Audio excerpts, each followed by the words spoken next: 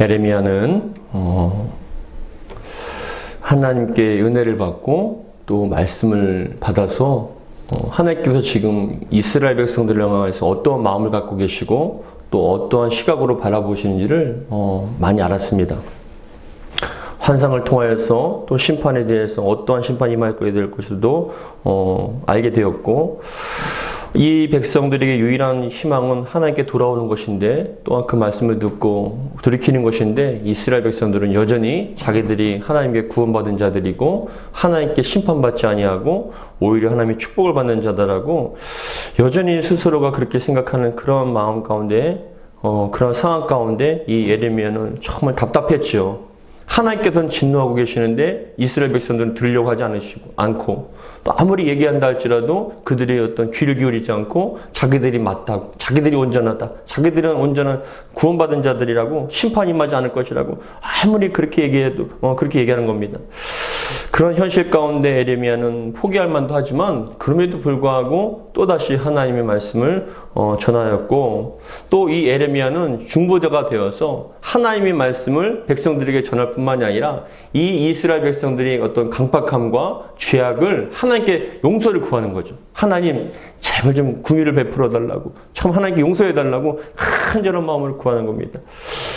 예전에도 저희 자녀가 잘못했을 때는 저희 사모님이 와서 얘기합니다. 여보, 그럴 수도 있지. 자녀를 위해서 얘기를 해요. 그럼 제가 자녀가 어떤 잘못한 거에 대해서 너무나 화가 나 있는 상태인데 저희 아내가 와서 그럴 수도 있지, 또 이렇게 여러 가지로 말로 인해서 저를 갖다가 좀 마음을 좀 누그러뜨리기 위해서 얘기합니다. 근데 제가 여전히 화가 나갖고 그 교만하거나 말을 듣지 않는 그 모습과 태도에 또 회개하지 않고 어떤 잘못했다는 것 깨우치지 못한 그 모습에 당신 얘기하지 마, 그럴수록 더 화가 나니까 당신 이제 얘기를 하지 마, 듣고 싶지 않아라고 그렇게 얘기할 때도 있죠. 너무나 화가 나기 때문에. 하나님께서도 지금 예레미야에게 그렇게 얘기하는 거예요. 예레미야가 하나님의 말씀을 백성들에게 전할 뿐만이 아니라 이 이스라엘 백성들이 그 모습을 보면은 여러분 심판받을 만 합니다. 하나님께 심판받을 만 해요. 왜냐하면 생명의 주가 되신 하나님을 바라보지 않고 그 말씀에 귀를 기울이지 않고 자기들의 어떤 뜻대로 우상 숭배를 하면서 그럼에도 불구하고 교만하게 우리는 하나님의 백성이라고 얘기하는 그 모습이 너무나 가증스럽고 화가 납니다. 그런데 여러분, 내 백성이잖아요. 우리 같은 백성이지 않습니까? 그러니까 이 예레미야가 하나님을 향해서 간절한 마음으로 기도한 겁니다. 하나님, 모자라서 그렇습니다. 하나님, 부족해서 그렇습니다. 하나님, 조금만 더 참아주시면은 이 백성에게 조금만 더 은혜를 베풀어 주시면은 이 백성이 돌이킬 겁니다라고 간절한 마음으로 기도를 했던 것이죠. 근데 오늘 본문에서는 하나님께서 뭐라고 말씀하시냐면 예레미야에게, 야, 예레미야야, 너는 다시는 나를, 이스라엘 백성을 위해서 기도하지 마라. 듣고 싶지 않다. 라고 그렇게 얘기를 하신 거예요. 우리 16절 말씀 같이 한번 읽어보겠습니다. 16절입니다. 시작. 그런즉 너는 이 백성을 위하여 기도하지 말라. 그들을 위하여 부르짖어 구하지 말라. 내게 간구하지 말라. 내가 내게서 듣지 아니하리라. 이게 차단해 버리는 거죠. 야, 기도하지 말아라. 그들을 위해서 부르짖지 말아라. 구하지도 말아라. 그리고 내게 간구하지도 말아라. 뭐냐 하면은 간구를 하는 거죠. 하나님 제발 용서해 달라고. 하나님 제발 붙들어 주시고 정말 하나님께 긍휼을 베풀어 달라고 간절한 마음으로 기도하고 부르짖고 여러분 간구를 하는데 하나님께서는 더 이상 듣고 싶지 않으시다는 것이에요. 근데도 여러분, 그럼에도 불구하고 우리는 또 기도해야죠. 여러분, 그럼에도 불구하고 여러분들 기도하셔야 됩니다. 그럼에도 불구하고 우리는 나라와 민족을 위해서 기도해야 되고, 그럼에도 불구하고 우리는 믿지 않는 자들과 또한 강박하고 죄가 많은 그런 가족들이나 이웃을 위해서 우리는 끊임없이 또 그럼에도 불구하고 기도를 해야 합니다. 왜냐? 예수가 없으면 구원이 없잖아요. 구원 받지 못하면 그 영혼들 다 지옥의 심판이고 영원한 사망이기 때문에 우리는 우리가 구원받은 자로서 그들을 위해서 끊임없이 기도를 해야 되고 구해야 됩니다. 근데 하나님께서는 구하지 말라, 기도하지 말라, 부르짖지 말라라고 얘기를 하시면서 그 이유에 대해서, 왜 하나님께서 듣고 싶지 않으시다는 그 이유에 대해서 17절부터 말씀하고 계시거든요. 우리 17절 같이 한번 읽어보겠습니다. 시작. 너는 그들이 유다 성읍들과 예루살렘 거리에서 행하는 일을 보지 못하느냐. 그죠? 너는 눈이 있으면 봐라는 거예요. 너가 눈이 있으면 봐라. 지금 유다 성읍들과 예루살렘에서 하나님을 믿는다고 하는 저 예루살렘의 민족들이 지금 무슨 짓을 하고 있는지 네가 보고 다 알 거 아니냐라고 얘기를 하시는 것이죠. 근데 무슨 짓을 합니까? 18절에 보시면 같이 읽겠습니다. 시작. 자식들은 나무를 줍고 아버지들은 불을 피우며 부녀들은 가루를 반죽한다. 여러분 이거 여기까지는 나쁜 일이 아니죠. 자식들은 나무를 줍고 아버지는 불을 피우고 부녀들은 가루를 반죽하고 있는데 근데 뭘 위해서 반죽하냐면 그거예요. 자식은 나무를 줍고 아버지는 불을 피우고 엄마는 그것을 반죽하는데 뭘 위해서요? 제사 드리기 위해서요. 누구에게요? 하나님이 아닌 남방 여왕에게, 하늘의 여왕에게, 우상에게 그렇게 제사를 지내기 위해서 일심동체가 돼서 다 같이 이렇게 동참하고 있다는 것입니다. 우리 18절 다시 읽겠습니다. 시작.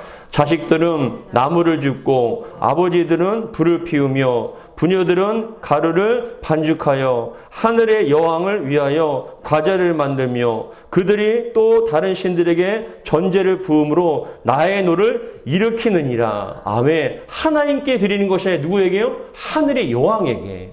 근데 이 하늘의 여왕에게 왜 그렇게 제사를 드리냐면은 그 얘기를 하는 거예요. 에레미야 44장 뒤에 보시면 44장 17절에는 다음과 같이 말씀을 하는데 여러분 들어보십시오. 우리 입에서 낸 모든 말을 반드시 실행하여 우리가 본래 하던 것 곧 우리와 우리 선조와 우리 왕들과 우리 고관들이 유다 성읍들과 예루살렘 거리에서 하던 대로 하늘의 여왕에게 분향하고 그 앞에 전제를 드리리라. 그때에는 하늘의 여왕에게 전제를 드리고 제사를 드릴 그때에는 우리가 먹을 것이 풍부하며 복을 받고 재난을 당하지 아니하였다라고 얘기를 한 거예요. 그러니까 여러분 그들의 마음속에는 모든 복의 근원이 누구십니까? 하나님이 아니라 자신들의 풍요로움을 주시는 게 누구입니까? 하늘의 여왕이 줬다.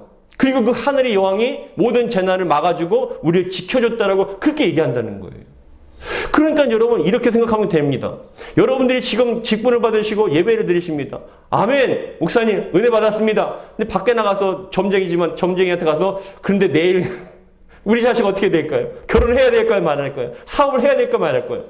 그렇게 하는 거예요. 복채를 다 드리면서. 그러니까 여러분 그 신앙과 믿음이 어떻게 했냐는 거예요.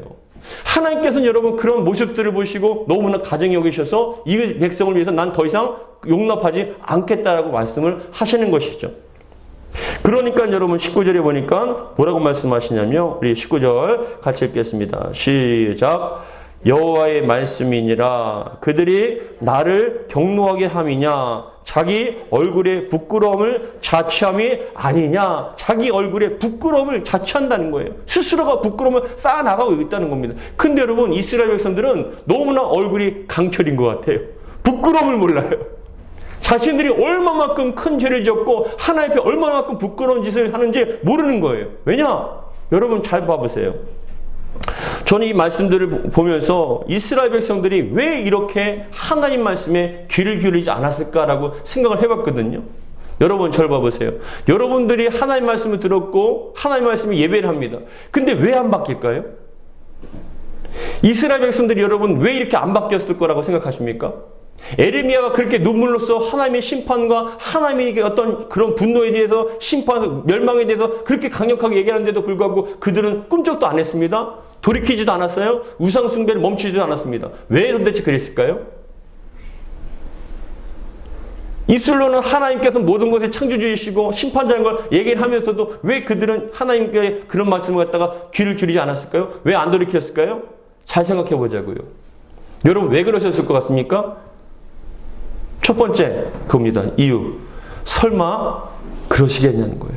설마 그러시겠냐. 하나님은 지금 분노가 가득 찬 상태이고 심판의 1번 직전인데도 불구하고 이스라엘 백성도 뭐였냐면 우리 하나님은 사랑의 하나님이시고 더 나가서 대제사장이나 종교 지도자들이나 어떤 거짓 선지자들은 평안하다 평안하다. 하나님께서 우리 죄를 용서해 주신다. 당신들은 처음에 다 용서받은 자들이다. 구원받은 자라고 얘기하니까 삶 속에 하나님 보시기에 죄를 쌓아가고 있음에도 불구하고 그들은 여러분 여전히 나는 구원받았다라고 생각해서 설마 나를 심판하겠냐는 거예요. 여러분 설마가 사람을 잡을 수가 있다는 거예요.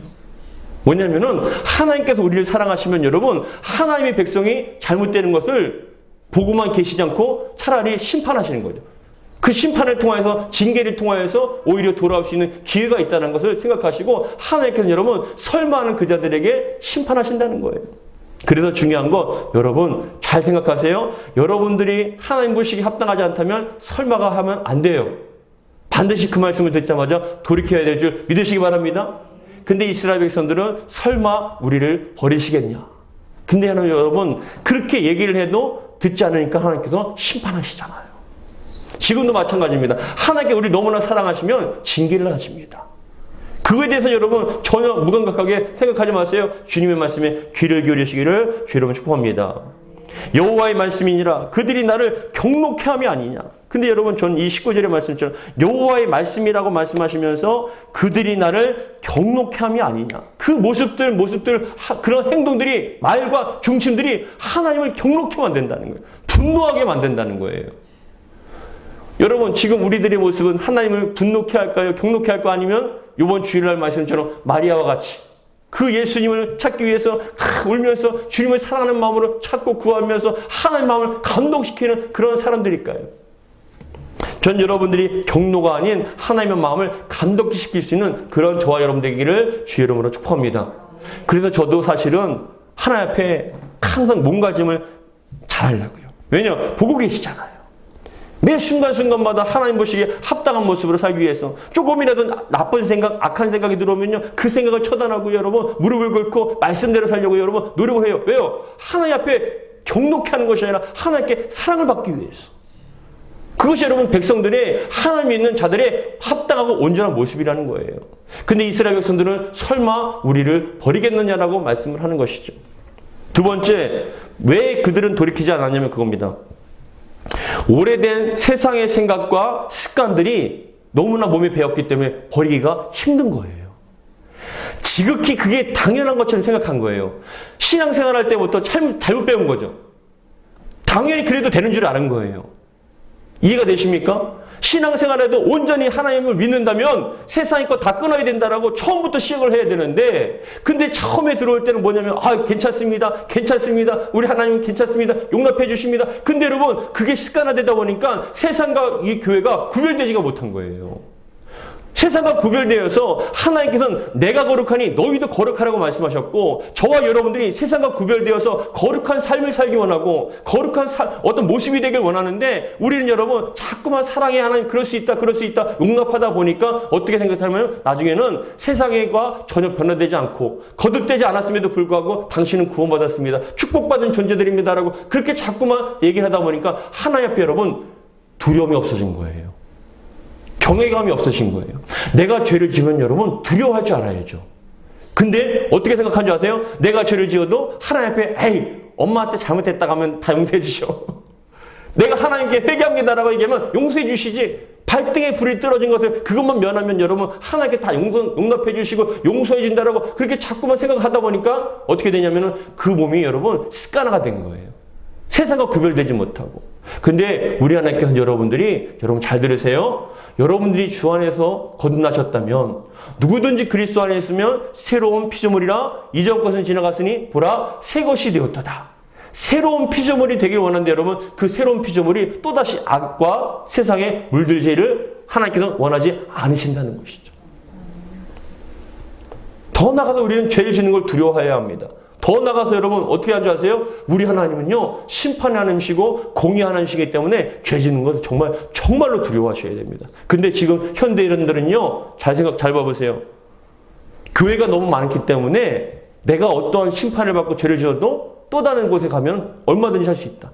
예전엔 여러분 교회에서 징계를 하고 교회에서 어떤 거에서 면직을 하면요 감당이 안 돼요. 근데 점점점 교회가 괜찮다 용납하다 보니까 죄 짓는 거에 대해서 두려워하지 않고 교회 안에서 악한 짓을 행하고 악한 말을 하고 분란을 일으키고 더 나가서 여러분 전혀 구별되지 않는 그 모습 가운데서도 하나님을 두려워하지 않고 목회자를 두려워하지 않고 어떤 성도에 대한 그런 모습들을 두려워하지 않으니까 여러분 질서가 무너져 버리고 몸에 대한 된 습관을 버리지 못하는 거예요. 근데 하나님께서 말씀하십니다. 19절의 말씀처럼 여호와의 말씀이니라 그들이 나를 경록해 함이냐 자기 얼굴에 부끄러움을 자초함이 아니냐라고 말씀합니다. 여러분 저를 봐보세요. 솔직하게 말씀을 드리면 저뿐만이 아니라 여러분들도 한번 생각해 보세요. 여러분들이 주변 사람과 신앙인 분들 그리고 여러분들이 자녀들 신앙이 있다고 하지만 삶이 엉망인 분들 보셨습니까? 안 보셨습니까? 많이 보셨어요? 그럼 그분들이 하나님을 믿는다고 하지만 전혀 어떠한 하나님과 상관없는 삶을 살고 하나님 보시기에 죄를 짓고 있다면은 그리고 하나님께서 전혀 변화가 없다면 그 사람을 여러분 여전히 하나님께서 사랑하실까요? 사랑하시죠. 근데 어떻게 해요? 이런 마음과 같이 그 영혼이 변화되기를 원하시는 거예요. 사랑하기 때문에 징계를 하실 수도 있고 사랑하기 때문에 기회를 주실 수도 있어요. 근데 여러분 그것마저도 사람들이 죄 짓는 걸 두려워하지 않고 하나님을 경외하지 않고 자기들이 그저 여전히 구원받았다면 뭐라고 얘기하냐면 주여 주여 우리가 주의 이름으로 신앙생활을 했습니다. 귀신 쫓아내고 선지자 노릇하고 우리가 정말 주의 이름을 위해서 행했습니다라고 얘기했을 때 주님께서 말씀하시기를 너는 나와 상관이 없는 자다 부유한 자들아 라고 말씀을 하시는 것이죠. 여러분 저와 여러분들이 하나님을 경외하고 두려워할 줄 알고요. 더 나가서 죄 짓는 거에 대해서 하나님 죄라는 게 뭡니까? 저를 봐보세요. 죄라는 건 여러분 다른 게 아니에요. 강도짓 여러분 안 하시잖아요. 도둑질 안 하시잖아요. 죄라는 거 뭔지 아십니까? 하나님 말씀에 불순종하는 거예요. 그게 가장 큰 죄입니다. 여러분들이 정말 하나님 말씀에 순종하시기를 주의로 축복합니다. 그런데 20절에 보시면 뭐라고 말씀하냐면 같이 읽겠습니다. 20절 시작. 그러므로 주 여호와께서 이와 같이 말씀하시니라. 보라 나의 진노와 분노를 이곳과 사람과 짐승과 들나무와 땅의 소산에 부으리니 불같이 살라지고 꺼지지 아니하리라 하시니라. 여러분 이거는 가벼운 말씀이 아니잖아요. 굉장히 심각한 말씀이거든요. 하나님께서 여러분 분노하시면 이 세상은 감당할 자가 없어요. 하나님께서 진노하시면요 사람이 막을 수가 없어요. 욕과 같이 여러분 그런 사단 마귀가 우리 가정을 여러분 삶을 무너뜨리기 시작하면요 건강을 치기 시작하면 누가 막습니까? 근데 하나님께 뭐라고 말씀하십니까? 사단한테 욥의 생명만을 치지 말라. 모든 것 위에는 하나님 계신 거예요. 그러니까 여러분 하나님께 안 지켜주시면 우리는 살 수가 없는 거예요. 근데 그 우리를 지켜주시는 유일하신 우리의 방패막이가 되시고 울타리가 되어주신 그 하나님께서 여러분 그 보호막을 거두시고 하나님께 심판하신다고 했을 때 여러분 그 심판이 얼마나 두려운 겁니까? 그래서 20절의 말씀처럼 그러므로 주 여호와께서 이와 같이 말씀하시느니라. 보라 나의 진노와 분노를 어디에요? 예루살렘에 하나님의 성전이 있다는 언약궤가 있는 그 예루살렘에 이것과 그 사람과 더 나가서 속해 있는 짐승과 들나물과 땅의 소산에 부으리니 그렇죠. 한번 재앙이 임하게 되면 여러분 그 땅이 완전 황폐화가 되어버리고 지진이 나고 기근이 나고 전쟁이 나고 어느 누구도 동물들도 살 수 없는 그런 불모지와 같은 황무지와 같은 그것을 만들어버리는데 뭐라고 얘기합니까? 짐승과 들나무와 땅의 소산에 부으리니 뭐라고 얘기합니까? 불같이 살라지고 꺼지지 아니하리라. 꺼지지 아니한다는 거냐면은 멈추지 아니하시겠다는 말씀이죠. 여러분 이 코로나도 하나님께서 멈추지 않으면 멈출 수가 없는 거예요. 아무리 과학이 발달하고 백신이 발달한다 할지라도 여러분 또 다른 변이가 나타나면요 무용지물이 돼버리는 거예요. 그래서 우리는 하나님께 기도해야 됩니다. 하나님 우리가 온전할 수 있도록 도와주시고 하나님 앞에 경외하는 우리들이 될 수 있도록 도와달라고 기도하는 저와 여러분들 되기 바랍니다. 세상 사람들이야 과학을 의지하고 백신을 의지하겠지만 우리 믿음에 있는 사람들은요 하나님을 의지하는 거예요.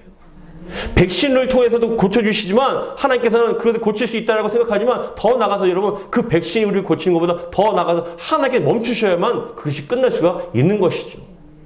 그렇기 때문에 우리는 하나님 앞에 여러분 범죄하지 말아야 됩니다. 사람들 눈치 보는 것이 아니라 하나님을 바라볼 수 있어야 됩니다. 하나님께서 지금 이 세상을 바라보시며 어떻게 생각하시고 우리 교회와 또한 우리의 삶을 보고 어떻게 생각하실까라고 한번 날마다 생각을 하셔야 됩니다. 여러분들은 어떠십니까? 지금 여러분들이 삶의 모습을 보시고 하나님께서는 기뻐하실까요? 아니면 분노하고 계실까요? 지금 죄를 쌓고 계십니까? 아니면 마리아와 같이 하나님의 사랑을 쌓고 계십니까? 하나님과 동행하고 계십니까? 아니면 하나님의 진노를 하나님과 상관없는 그런 길을 가고 계십니까? 다시 한번 깊이 생각하시기 바랍니다. 그런 다음에 21절에 뭐라고 말씀하시냐면 같이 읽겠습니다. 시작. 만군의 여호와 이스라엘의 하나님께서 이와 같이 말씀하시되 너희 희생 제물과 번제물의 고기를 아울러 먹으라. 여러분 이 말씀이 별거 아닌 것 같죠? 21절에 이 말씀이 뭐냐 하면은 너희 희생제물과 번제물의 고기를 아울러 먹으라라고 얘기했을 때 먹을 수도 있다라고 우리는 생각하지만 율법을 아는 사람, 유대인들은요, 여러분 이게 얼마만큼 무서운 말씀인지 몰라요. 왜냐하면은 번제물은 먹지 못하는 거예요. 번제물을 드린 건 여러분 온전하게 배를 갈라서 다 불태우는 거예요. 근데 여러분 번제물과 희생제물은 일부는 드리고 일부는 제사장이 갖고 일부는 같이 먹을 수도 있거든요. 희생제물은. 근데 번제물은 온전히 다 불태우는 거예요. 더러운 것은 여러분 구별해서 폐기 체분하고 그리고 나머지 기름과 그 내장과 그런 것들은 다 불태우는 겁니다. 먹을 게 없는 거예요. 근데 여러분 번제의 고기를 먹으라는 건 뭔지 아십니까? 하나님께서 그걸 안 받으시겠다는 뜻이에요. 이렇게 아무리 드려봐라는 거예요. 아무리 번제를 정말 드려봐라. 그냥 차라리 같이 먹어버려라. 그건 뭐냐? 하나님께는 여러분 상관없는 행위라는 거예요. 종교적인 행위를 너희들 하고 있다는 거예요. 그러니까 하나님 보시기에는 어떤 종교적인 행위, 제사를 지내는 것보다 더 중요한 건 너희들이 마음의 중심을 돌이키라는 거예요. 하나님 앞에 정말 온전한 삶을 살았을 때 그때 그게 온전한 예배가 된다는 것이죠. 근데 우리는 너무나 심각하게도 우리가 제일 끝나는 거 그냥 예배만 이렇게 드리면 끝난다고 생각합니다. 아니요. 여러분 삶이 예배가 돼야 되고 여러분 삶의 모습에 하나님께 기쁨이 되셔야 됩니다. 우리의 삶의 모습이 하나님께 우상 제물을 드리는 것처럼 하나님 앞에 여러분 온전하지 못하고 경도를 쌓고 간다면 하나님께서 불 내리시면 여러분 꺼지지 않는 불로서 이 세상을 갖다가 여러분 우리 나라를 우리의 가정을 여러분 우리의 삶을 불태우시면 그 불이 꺼지지 않으면 여러분 지옥 같지 않겠습니까? 유일하게 그 불을 끌 수 있는 길은 하나님 앞에 여러분 회개하는 것입니다. 하나님 앞에 여러분 죄를 짓는 거 두려워하고 하나님 잘못했습니다 하고 납작 엎드리면 하나님 도와달라고 구했을 때 하나님께서 그 불을 꺼주실 때 인생의 불이 꺼질 수 있는 거예요. 진노의 불이 꺼질 수 있는 거예요. 근데 많은 사람들은 아직도 착각하기를 뭐냐면은 나는 온전하다고 생각하면서 하나님께 여러분 경로를 쌓고 있으면서 자기는 회개하려고 하지 않는 그 모습을 보시고 차라리 너희들 희생 제물과 번제물 고기 함께 먹어라. 뭡니까? 안 받겠다는 겁니다. 하나님께서. 그건 나랑 상관없는 종교적인 행위라는 겁니다. 그런데 22절에 보니까 뭐라고 말씀하시냐면 같이 읽겠습니다. 시작. 사실은 내가 너희 조상들을 애굽 땅에서 인도하여 낸 날에 번제나 희생제에 대하여 말하지 아니하며 명령하지 아니하고 23절에 오직 내가 이것을 너희에게 명령하여 이르기를 너희는 내 목소리를 들어. 번제물과 희생제물을 얘기한 게 아니라 하나님께서는 가장 먼저 얘기하신 게 뭔지 아니면 계약이 그거예요. 하나님과 이스라엘 백성 간의 계약은 뭐냐면은 서로 간에 계약한 게 뭐냐면 번제물을 드리는 게 계약이 아니에요. 목소리를 들으라는 거예요. 하나님의 말씀을 들으라는 거예요. 그 말씀에 귀를 기울일 때 하나님께 내가 너희들이 하나님이 되고 너희는 내 백성이 되겠다라고 그 계약이 가장 핵심적인 계약이 바로 말씀을 듣는 거였어요. 근데 지금 여러분 말씀 듣지 않고 그들은 뭐예요? 번제물만 드리면 희생제물만 드리면 우리 의무를 다 했다라고. 아니요. 이스라엘 백성들이 가장 큰 의무는 하나님의 말씀을 듣는 거였죠. 지금도 여전히 우리는 마찬가지입니다. 우리가 지금 이 예배를 드리지만 우리에게 가장 중요한 건 뭔지 아십니까? 말씀을 듣는 거예요. 그 말씀에 귀를 기울이고 다시 한번 생각하며 내가 지금 내 모습이 하나님 앞에 기쁨이 되는가? 주님과 동행하고 있는가? 그 말씀을 기울일 때 우리는 희망이 있는 겁니다.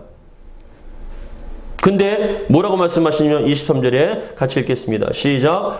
오직 내가 이것을 그들에게 명령하여 이르기를 너희는 내 목소리를 들으라. 그리하면 나는 너희 하나님이 되겠고 너희는 내 백성이 되리라. 너희는 내가 명령한 모든 길로 걸어가라. 그리하면 뭐라요? 복을 받으리라 하였으나 그들이 순종하지 아니하며 귀를 기울이지도 아니하고 자신들이 악한 마음에 깨와 완악한 대로 행하며 그 등을 내게로 돌리고 그 얼굴을 향하지 아니하였으며 너희 조상들이 애굽 땅에서 나온 날부터 뭐라고 얘기합니까? 오늘까지 내가 내 종 선지자들을 너희에게 끊임없이 보내었으나 끊임없이 보내었지만 그 결과가 뭐냐면은 듣지 않는다는 거였습니다.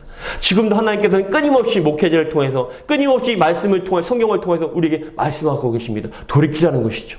주님의 말씀에 귀를 기울이라는 겁니다. 여러분 세상의 문제가 육신적인 문제가 아니라 하나님과의 관계의 문제이고, 이 세상이 하나님을 즐거워하고 찬양하기보다 점점점 세상이 더 완악해졌어요. 심지어는 WCC를 통하여서 어떻게 되냐면 종교다원주의로 교회의 목사들도 다 다른 종교엔 구원이 있다. 얼마나 그럴듯합니까? 그래서 목사가 여러분 절에 가서 같이 스님들과 같이 공양을 드리고, 스님이 와갖고 교회 안에 와갖고 같이 예배를 드리고 미사를 드리고, 야 화합됐다, 너무나 아름답다, 우리는 정말 인류는 하나다, 아름답다. 여러분 아름다운 겁니까? 아름다운 거예요? 점점점 세상과 타락하고 하나님 외에는 여러분 신이 없으시잖아요. 하나님 외에는, 예수 외에는 구원이 없지 않습니까? 그런데 점점점 타협하고 점점점 하다 보니까 세상이 여러분 온전한 하나님을 예배하지 못하니까 하나님께서는 이 세상에 심판할 수밖에 없는 것입니다. 교회가 살 길이고 나라가 민족이 살 길, 이 세상이 살 길은요 하나님 온전히 경배하고 두려워하는 겁니다. 하나님의 길을 쫓아가는 겁니다. 그래서 여러분 주님의 말씀에 귀를 기울여야 된다는 것이죠. 그런데 26절에 뭐라고 말씀하시냐면 같이 읽겠습니다. 시작. 너희가 나에게 순종하지 아니하며 귀를 기울이지 아니하고 목을 굳게 하여 너희 조상들보다 악을 더 행하였느니라. 내가 그들에게 이 모든 말을 할지라도 그들이 내게 순종하지 아니할 것이요 내가 그들을 불러도 그들이 내게 대답하지 아니하리니 너는 그들에게 말하기를 너희는 너희 하나님 여호와의 목소리를 순종하지 아니하며 교훈을 받지 아니하는 민족이라. 진실이 없어져 너희 입에서 끊어졌다 할지니라. 아멘. 진실이 뭡니까? 우리 하나님은 오직 하나님밖에 없다. 이 세상엔 신은 하나님밖에 없다는, 그게 진실이에요. 남방의 하늘의 여왕이 우리를 구원합니까? 아니요. 오직 하나님은 우리의 생명이시고 구원이시고 온 세상의 창조주이시며 주관자이시며 생사의 모든 복을 주시는 분은 하나님이시다. 그게 진실이에요. 이 세상을 심판하실 분도 하나님과, 그게 진실입니다. 각 종교에 여러분 구원이 있다고요? 아니요. 예수 그리스도만 구원이고 하나님만이 구원인 건 그게 진실입니다. 근데 점점점 그 진실을 점점점 흐트러져서 모든 곳에 다 종교가 구원이 있고, 심지어는 교회 나와서 죄 짓는 것, 하나님 보시기에 악한 죄를 지으면서도 우리는 구원받은 거, 하나님의 사랑을 받고 축복받는 자들이라고 그렇게 점점점 죄를 두려워하지 않고 마음껏 짓는 그 모습들이 여러분 하나님께서 심판한다는 게 진실입니다. 여러분 이 밤에 다시 한번 우리가 기도하기 원합니다. 여러분들의 삶의 모습은, 또한 내 모습은 하나님을 경록케 하고 죄를 쌓고 계십니까? 아니면 하나님께 사랑이 되고 주님과 동행하고 계십니까? 이것은 여러분 우리의 우리의 생명이 달려있는 중요한 문제입니다. 우리가 예배가 중요하지만 더 중요한 건 이 예배 시간에 주님의 말씀을 들으시고 그 말씀에 귀를 기울이시고 그 말씀에 따라서 순종하며 나아갈 수 있는 저와 여러분들에게를 주의 이름으로 축복합니다. 주님께서는 지금도 말씀하십니다. 어서 돌아오라. 어서 돌아오라. 우리를 치셨으나 우리를 회복시키시는 분도 하나님이시니 여러분 주님께로 돌아가기를 주의 이름으로 축복합니다. 기도하겠습니다. 하나님 아버지 감사드립니다. 오늘도 말씀 주심을 감사드리고, 정말 귀 있는 자는 들을지어다 말씀하셨는데 주님께서는 지금도 끊임없이 말씀하고 계십니다. 성경을 피면은 지금도 주님께서는 얼마든지 말씀하고 계시는데, 하나님 정말 이 세상이 우리 눈에 보이는 육신의 삶이 아니라 영원한 삶이 우리를 기다리고 있습니다.